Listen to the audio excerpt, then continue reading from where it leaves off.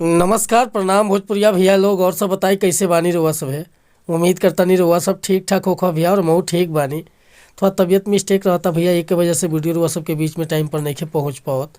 जानते बानी इस सीजन थोड़ा सा तबीयत खराब होखे वाला है, सर्दी जुकाम बुखार खांसी ये सब पकड़ले रहता, जौन की वजह से आवाज़ भारी रहता तो हम वीडियो नहीं बना पावत।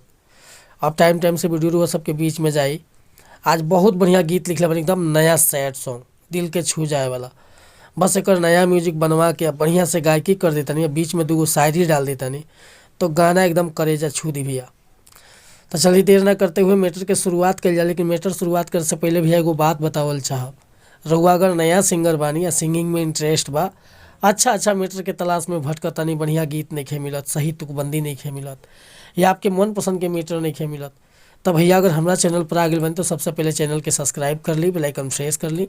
हर रोज़ रुआ के नया नया मैटर सुने के देखे के और गावे के मिलत रही भैया। और रुआ कोनो प्रकार के मैटर लिखवाओ बा, sad song, love song, orchestra song, romantic song, धोबी गीत, पूर्वी गीत, चाहे निर्गुण गीत, चाहे भक्ति भजन, हर तरह के मैटर हमारा पास से मिले भैया। चार्ज बिल्कुल उचित लीला, लेकिन मैटर में कोनो प्रकार की कंप्रोमाइज़ ना। मैटर एकदम मन पसंद के देव, तुकबंदी कहीं खटकी ना, गाँव में कोनो परेशानी ना हुई। तो चलिए आज के मैटर देखल जा कैसे गाँव के बाटे। मुखड़ा बा, एगो लड़की के साथे धोखा करती है। का कहता लइकवा बड़ा भाव से कले बा कि जे करे में बसल परान रहे, जे हमर दुनिया जहान रहे, कि जे करे में बसल परान रहे, जे हमर दुनिया जहान रहे, छल के कल से बदल गइल क्षण में, छल के कल से बदल गइल क्षण में, लागल बयाग हमरा दिल के धड़कन में, लागल बयाग हमरा दिल के धड़कन में।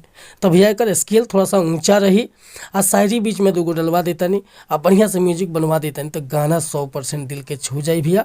अगर मैटर पसंद बा, फुल गीत लिखवावे के चाहतानी तो बेहिचक रुआ संपर्क कर सकीले। हमार व्हाट्सअप नंबर बाटे 8874473128।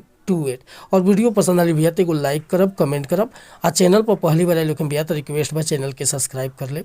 मिलता नहीं फिर से अगला वीडियो में कुछ नया गाना के साथ, तब तक अनुमति चाहता नहीं। नमस्कार प्रणाम धन्यवाद भैया। जय हिंद, जय भारत, जय भोजपुरी समाज।